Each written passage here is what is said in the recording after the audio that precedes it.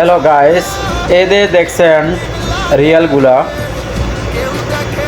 Saudi Real 500 Real করি আমার এক মাসের স্যালারি।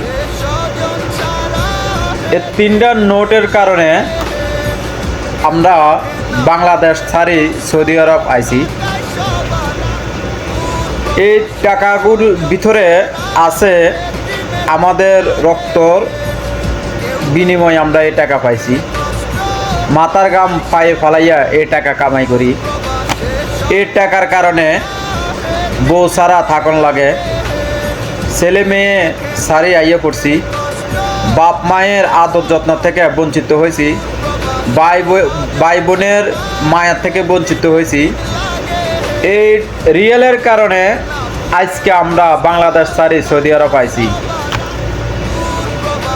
12 ঘন্টা ডিউটি করি, এই রিয়েলের মালিক হয়েছি। এক মাস শেষ 3টা রিয়াল, 500 টাকা করি 3টা রিয়াল, বাংলা 45,000 টাকা।